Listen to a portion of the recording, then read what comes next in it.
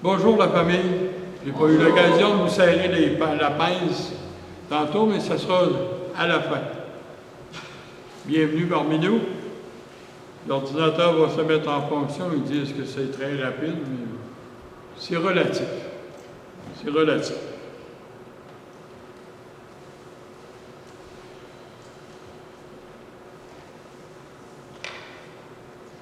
Ça ne sera pas bien long. Je ne l'ai pas parti avant.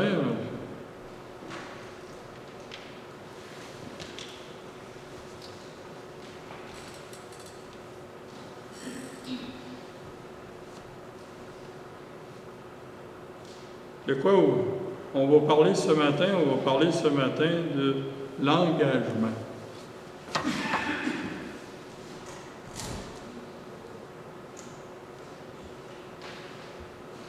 L'engagement, c'est important.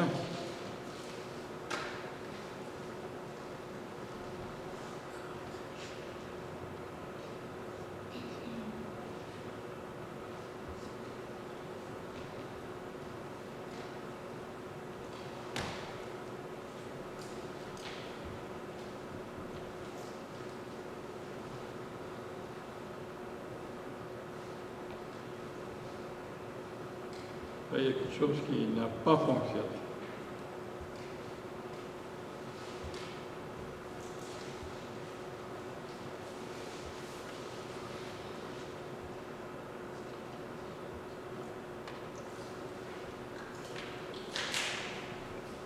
L'informatique.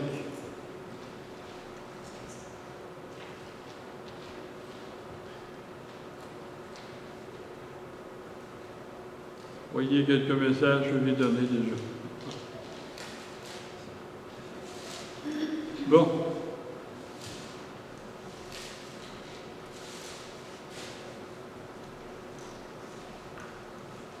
Et voilà, je vais l'avoir. Bon. Là, on va pouvoir commencer. Il paraît que j'étais photogénique, peut-être moins là. Non? On va commencer par la prière et on va débuter ça tout doucement. Papa du ciel, on est heureux, Seigneur, d'être ensemble ici ce matin, en famille, avec tes enfants, Seigneur notre Dieu. On a besoin, Seigneur, de ton aide et de ton Esprit Saint qui nous guide à travers les Écritures, à travers ce que tu nous enseignes, à travers ce que tu permets, qu'on vive aussi ensemble. Oui, Seigneur notre Dieu, on implore bien sûr ton aide afin de bien partager cette parole, de bien l'étudier ensemble et sortir d'ici enrichi de toi. Bénis ce temps que nous allons avoir ensemble, Seigneur notre Dieu, au beau nom de Jésus-Christ. Amen. C'est quoi l'engagement? N'oubliez pas que je suis un prédicateur interactif.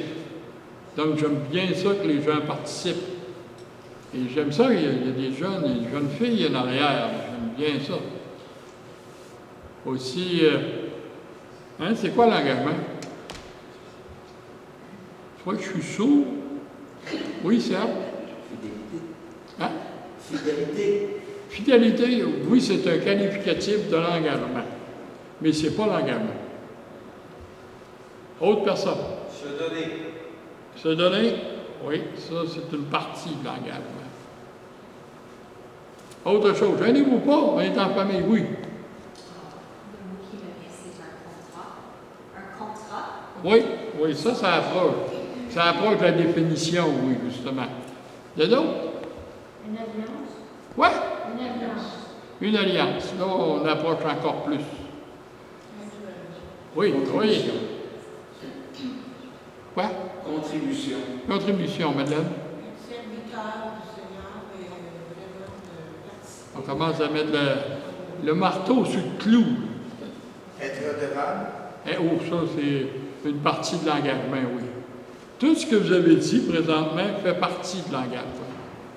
Mais l'engagement, selon le dictionnaire, c'est une action de s'engager.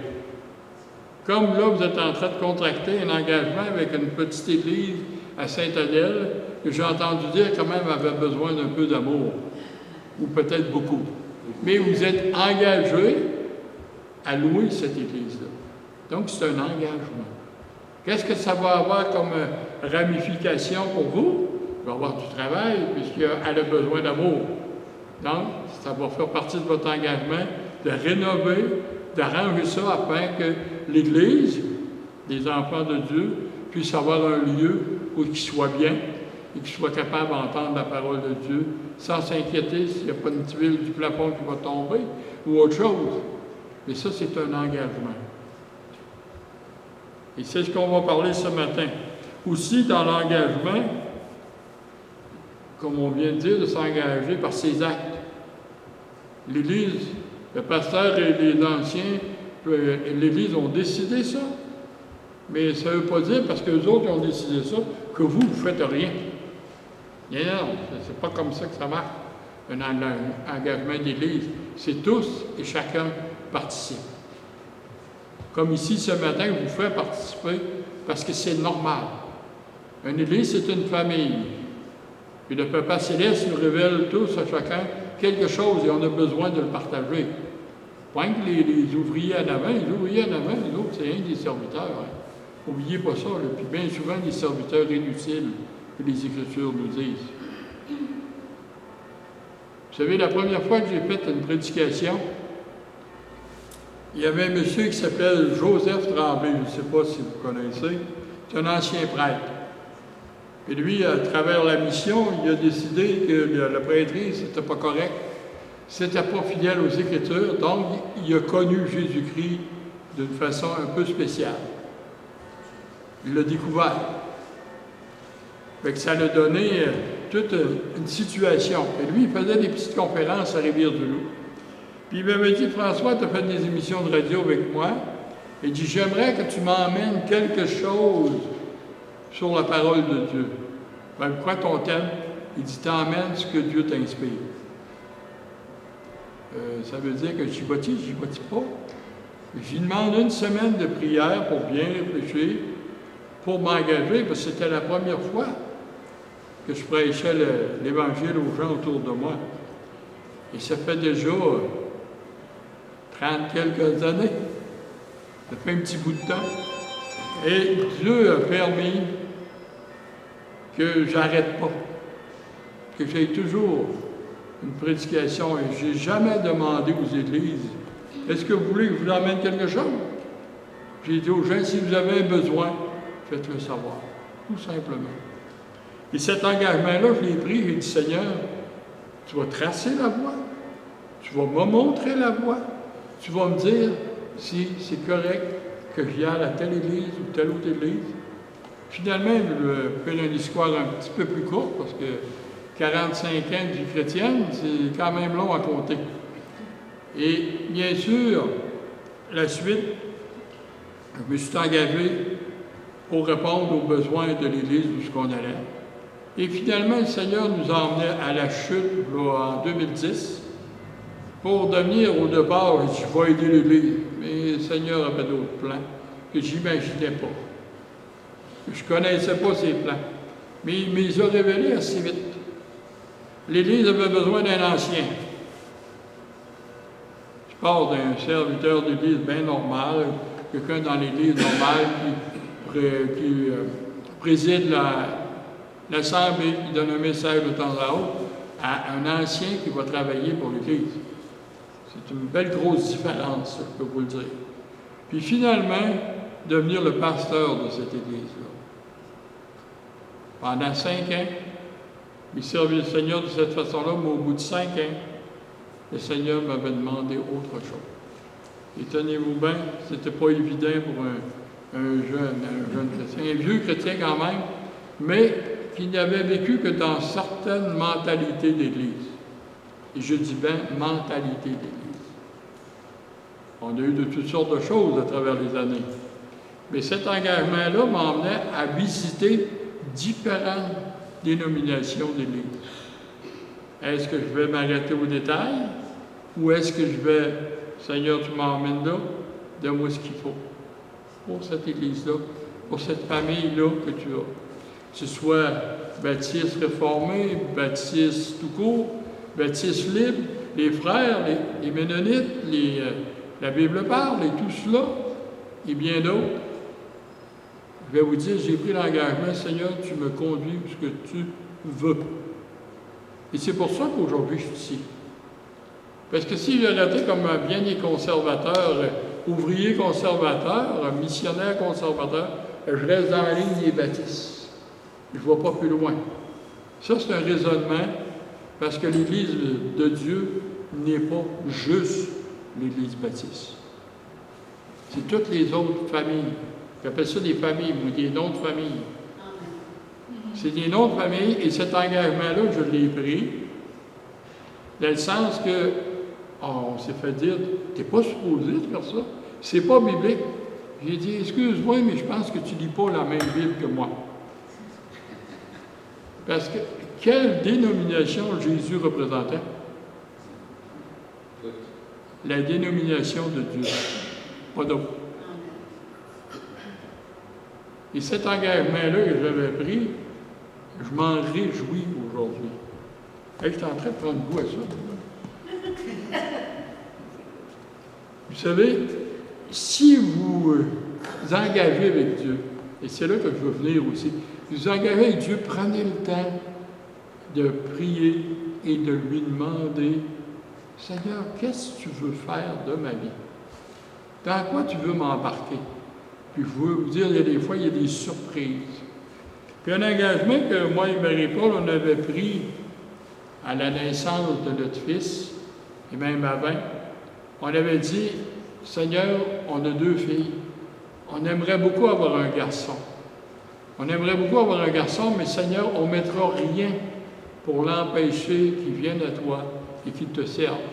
On va au contraire faire tout notre possible pour qu'il soit ton enfant et que tu t'en serves. Notre fils, il est marié avec la fille de notre directeur de mission, Blake, je ne sais pas s'il y a beaucoup qui le connaissent. Et bien sûr, ils ont 4 enfants. Et le dernier, il y a quelques semaines, s'est fait baptiser. Donc les 4 enfants sont baptisés, sont au Seigneur avec notre fils. Est-ce que tenir l'engagement qu'on avait de l'éduquer, de lui montrer les choses du Seigneur, a été valable? Il n'a pas été toujours riche pour nous autres, ça n'a pas toujours été facile, là. Mais le Seigneur a béni. Et si tu prends un engagement devant Dieu, assure-toi bien et écoute bien. Il va y avoir des temps difficiles, il va y avoir des belles, mais la fin de l'épreuve qu'il va y avoir dans l'engagement que tu as pris, bien, cet engagement-là va avoir une bénédiction que tu n'imagines même pas. Puis, un peu plus tard, dans notre vie chrétienne, on a rencontré un jeune homme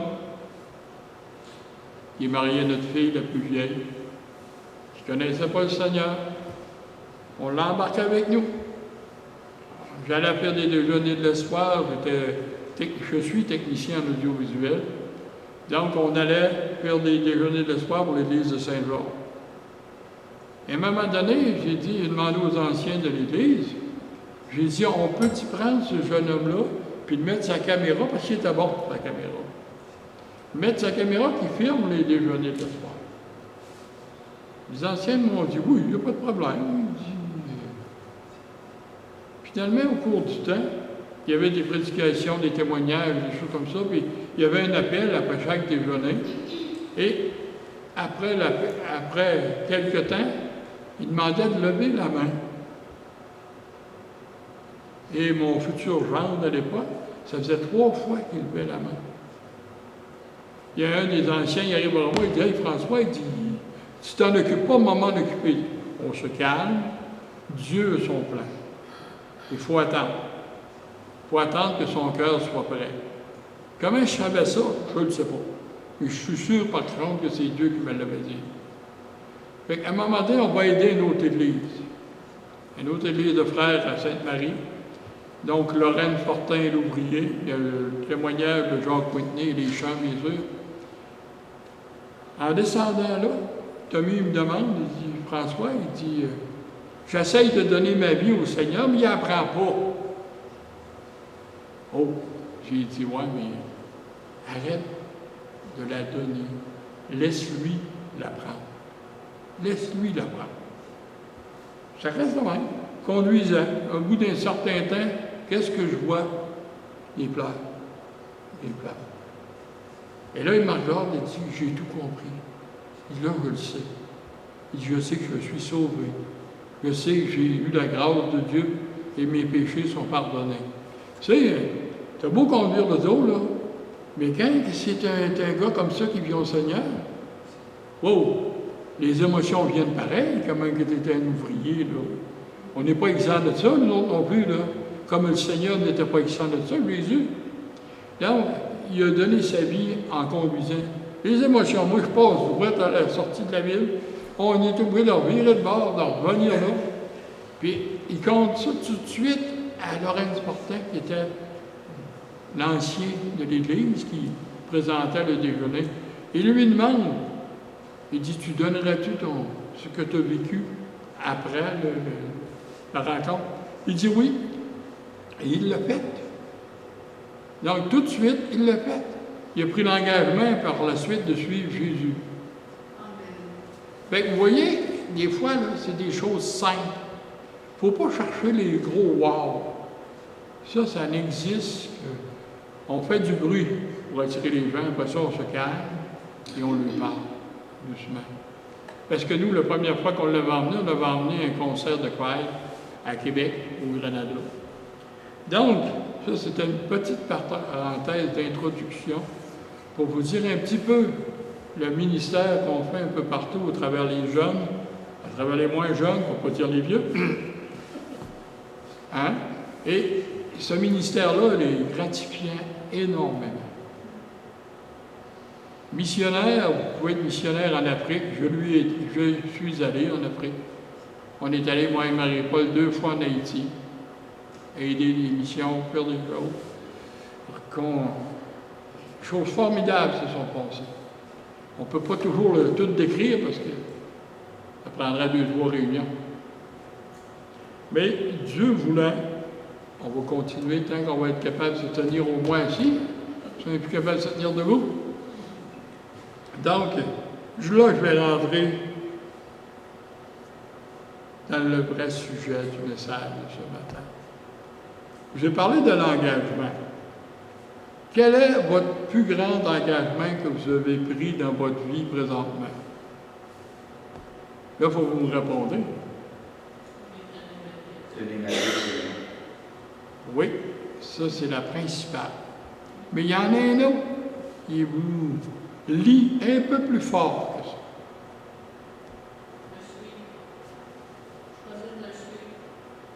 Choisir de le suivre, c'est ça que tu dis? Oui. Comment on fait ça? Essayer d'apprendre à l'écouter dans son cœur et essayer de suivre les enseignements que la Bible nous permet de conscientiser. Oui, ça c'est correct. C'est la marche à suivre. Mais tu as pris un engagement avant ça.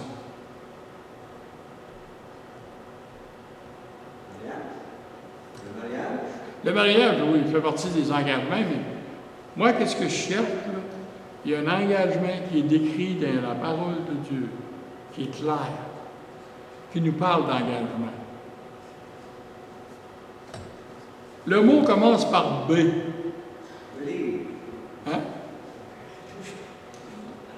Hein? Speak English?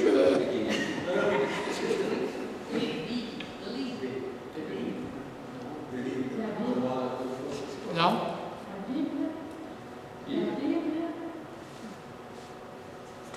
Vous avez tous passé par là, hein? Baptême. Voilà! Le baptême! Ah, vous allez vous en souvenir, puis là, pourquoi? Parce que vous l'avez cherché. Et c'est ça que je cherche, moi.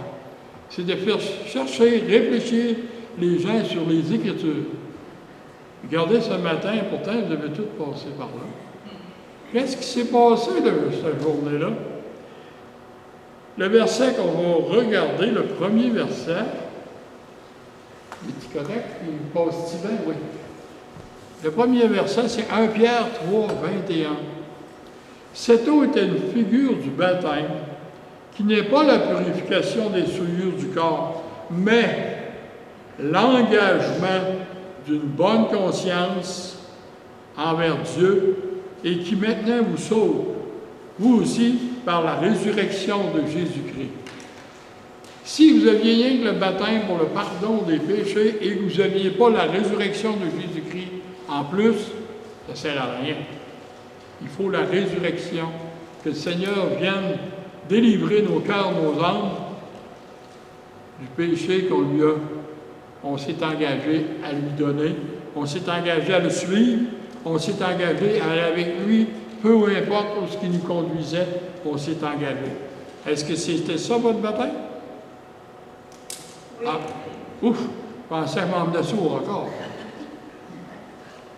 Oui, c'est ça le baptême. C'est l'engagement que vous avez pris et que j'ai pris. Bien sûr, il y a d'autres engagements que vous avez pris. Vous avez pris l'engagement de payer vos dettes, payer votre loyer, votre téléphone. Vous avez pris tous ces engagements-là. Vous pouvez tous les prendre aussi devant Dieu.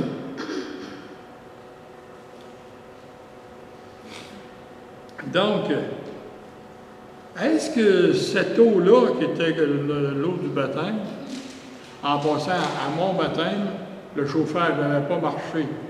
Un peu plus, j'étais quasiment obligé de casser la glace. Mais le Seigneur était bon. Il n'était pas voulu. Donc, c'était une figure générale, le fait matériel de l'Ancien Testament qui préfigurait la réalité du Nouveau Testament. Tout ça représentait tous les animaux qui ont été sacrifiés avant, en attente. Et quand ce baptême-là a été établi, ça venait de tout changer la donne. C'est-à-dire, vous n'aviez plus besoin d'avoir la vache rousse, l'envoyer dans le désert. Les ustensiles. Hein? Les ustensiles. Et les ustensiles, tout ça.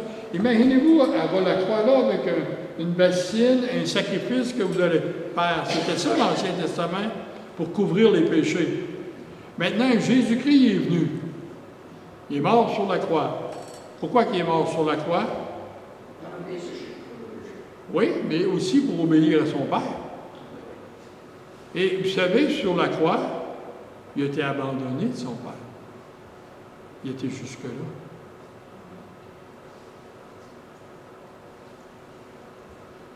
Quelques jours qu'il était dans la terre, après, il sait quoi qui est arrivé?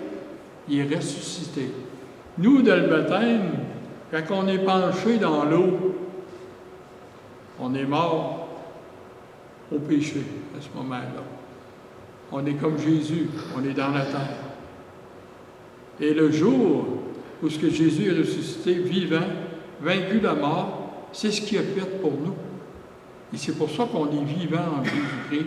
C'est pour ça qu'on vit maintenant cette nouvelle naissance. Et un jour, on va, comme j'ai dit tantôt dans 1 Corinthiens 13, là, on voit à travers un miroir. Puis en passant une petite blague, le miroir, des fois, je me regarde, Seigneur, je dis, je suis une créature merveilleuse, mais ça dépend des matins. Et vous savez qu'on voit comme à travers un miroir, on ne sait pas tout. Mais qu'on ait revêtu le céleste, notre habit céleste, plus de mal de dos, plus de mal de genoux, on va tout comprendre ce que Dieu voulait nous dire sur terre, à travers sa parole, à travers ses révélations. Tout ça grâce à cet engagement-là que vous avez pris et que j'ai pris. Si vous n'avez pas pris cet engagement-là, je vous en conjure. Demandez à quelqu'un, moi je ne peux pas être ici tout le temps, mais demandez à quelqu'un de vous aider. Il y a des anciens dans l'Église, il y a des personnes même, il n'y a pas que les anciens, les gens ont du vécu spirituellement. Demandez à ces gens de l'aide. Ils vont vous conduire, comme Jean-Baptiste était celui qui aplanissait les problèmes devant Jésus, et que c'était Jésus qui venait chercher les gens. Il ne faisait pas la job de Dieu. Et nous, on n'a pas à la faire non plus. Tout ce qu'on a à faire, c'est de présenter l'Évangile, clairement, et présenter qu'est-ce que Dieu a fait dans nos vies, afin que les gens puissent comprendre, puissent saisir c'est quoi être sauvé, c'est quoi être pardonné, c'est quoi la repentance. Tout ça ensemble, afin que les personnes puissent saisir Dieu pour eux autres. Donc, l'eau du déluge qui détruisit les hommes pécheurs, mais sauvait en même temps ceux qui avaient cherché, leur refuge dans l'arche. Vous vous souvenez? L'Ancien Testament, il y a tellement d'histoires là-dessus. L'arche de Noé était un symbole du baptême en Christ, le Sauveur.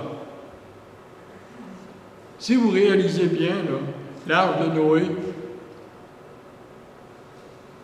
ça a pris 100 ans à Noé afin qu'il puisse commencer à flotter. Avant ça, qu'est-ce qu'il avertissait les gens autour de lui? Et les gens ne le croyaient pas, ils ne voulaient rien savoir. Mais cet arc-là, quand Noé est rentré avec ses enfants, les femmes de ses enfants, sa famille, ils ont rentré avec les animaux dans l'arche. Qu'est-ce qui s'est produit pour les autres? Le jugement de Dieu est venu sur eux. Ils ont été détruits. C'était fini. Ce ne sera pas de la même façon, mais que le Seigneur revienne. Mais il va revenir. Et les mêmes choses vont se passer. Donc, c'est important.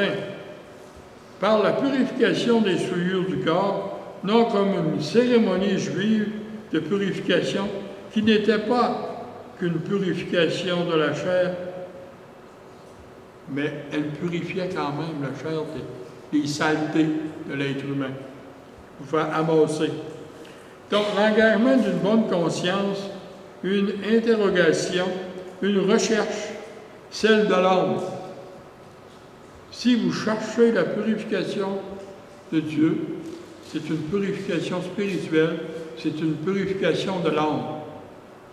Ce n'est pas une purification de mes mots d'eau, c'est ici, c'est ça. Non, non. Elle n'est pas physique. Quoi? Elle n'est pas physique. Non. Elle est spirituelle. Oui. Donc, celle de l'âme recherchant le pardon des péchés et qui demande quoi faire pour avoir une conscience pure. La réponse est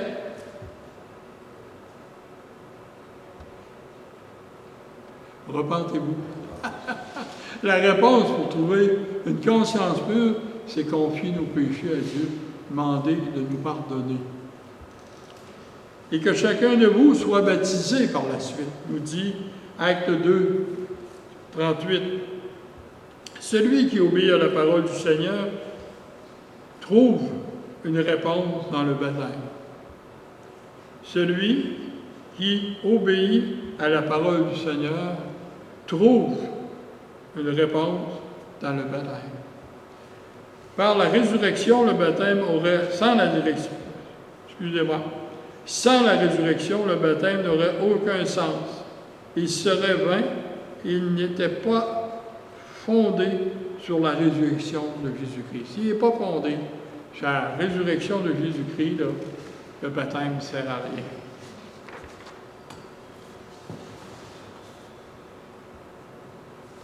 Maintenant, vous travaillez, moi aussi. Maintenant, plein temps pour le Seigneur, mais dans le temps, on travaillait pour les moulins, peu importe. L'ouvrage, savez-vous?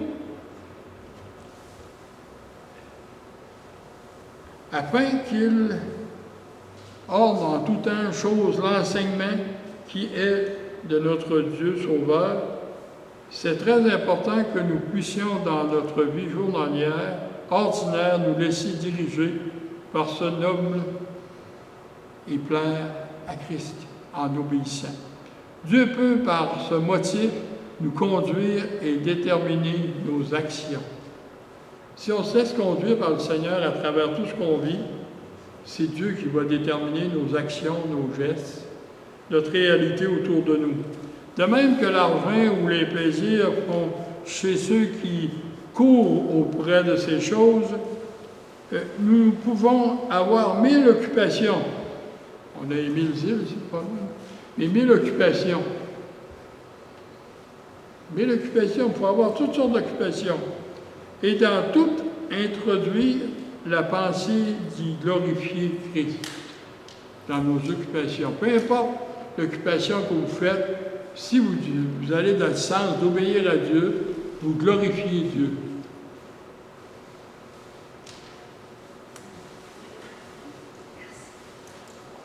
Pierre nous dit que même un esclave qui doit servir un maître, fâcheux, dur, peut remplir sa tâche de cette manière.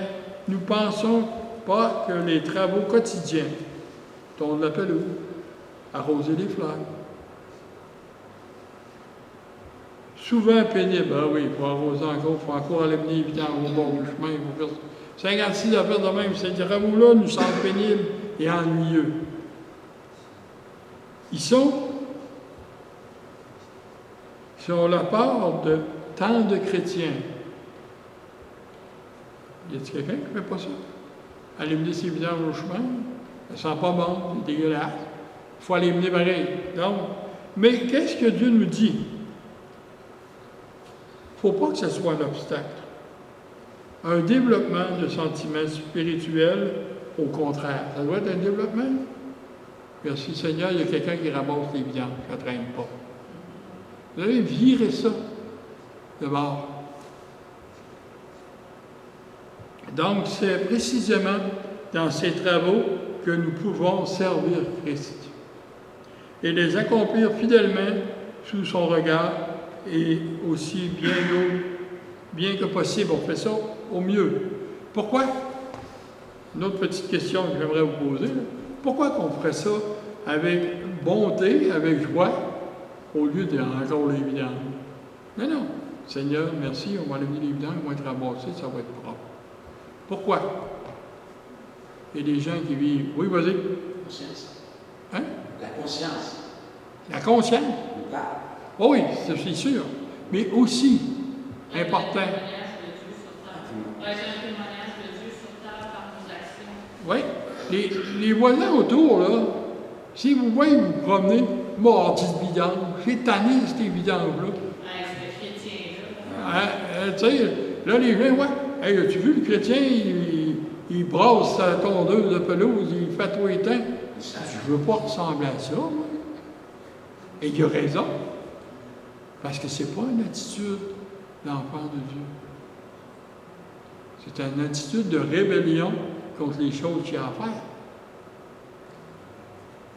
Et ça, on accomplit ça de façon joyeuse. Les gens, oui, comment ça? Tu prends ton petit tracteur, tu fais ta pelouse. Elle est bien faite, mais tu n'as pas envie de faire ça par quelqu'un d'autre. Non. Puis en même temps, mon ami, mon voisin d'à côté, j'ai dit, me faire 2 traces de tracteur le long de la ligne de ton côté. Il dit, pourquoi tu fais ça? Bien, j'ai dit, mes égouts fluviales viennent dans le petit canal. Et si le petit canal se bouche, où que mes égouts fluviales vont aller? Dans ma gare. Fait que ça ne m'intéresse pas. En même temps, mais je te rends service, toi aussi, tes égouts vont. Et ça a créé une bonne entente entre mon voisin. C'est des petites choses comme ça, simples. Il n'y a rien d'extraordinaire là-dedans.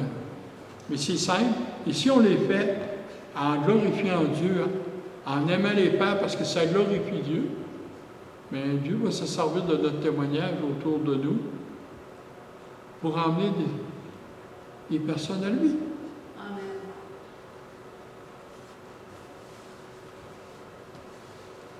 Si notre patron ou notre supérieur est sévère, on ne va pas avec le dos de la cuillère, il est sévère, exigeant, injuste, qu'est-ce qu'on devrait faire? Une autre petite question. Questionneux, hein? Tanner peut-être un petit peu. L'aimer encore plus que le confier à Dieu. Oui, c'est une bonne réponse. Mais qu'est-ce que j'ai marqué? Je vais te dire qu'est-ce que j'ai marqué, mais je trouve ta réponse intéressante.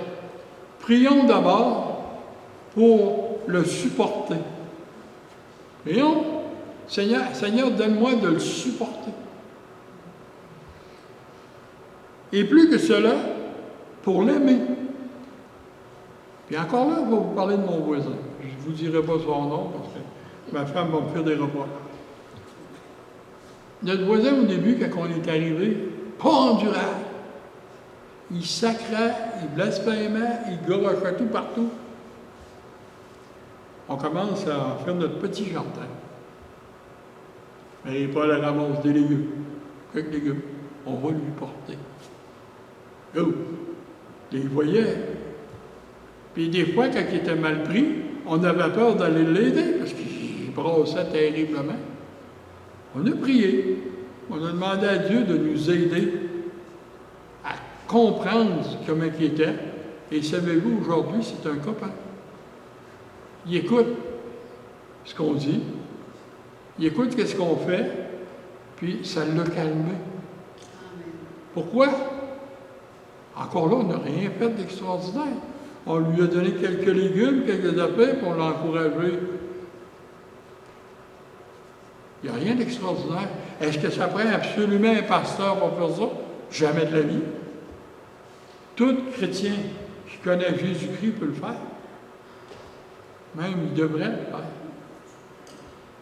Parce que s'il y a des pasteurs qui font ça, on n'a pas fini, le job, on va en avoir jusque là. Mais non, il faut prendre soin de ça. Et l'aimer comme une créature de Dieu qui a besoin du Sauveur. Et je vais vous expliquer une petite affaire qui nous est arrivée, moi et Marie-Paul, pour faire attention pour ne pas passer le temps. Il y a quelques années, juste avant que le COVID finisse, on pouvait se réunir une vingtaine de personnes derrière les maisons. Un bon dimanche après-midi, moi et Marie-Paul, il fait beau, c'est l'été, il fait chaud. Culotte courte, je prends ma guitare et ma Bible, et je m'en vais m'asseoir sur ma petite terrasse en arrière. Je commence à jouer de la musique. Ben là, je vois arriver du monde. Et c'est ça. Pas invité personne. Il y a du monde qui arrive. Il n'était pas capable d'aller à l'église, puis il m'entendait chanter des chants comme. Quel chant chantait donc? Jésus t'aime, ou Miséricorde insondable. Des chants comme ça que je chantais pour pratiquer, parce que je fais la louange le mercredi à l'église. Donc, je pratiquais mes chants, je vois arriver le monde. Je vois arriver le monde. Elle dit, on peut-il venir t'écouter? Bien sûr, vous pouvez venir m'écouter, ça va me faire plaisir. Mais là, j'ai pas joué de la guitare. J'ai joué quelques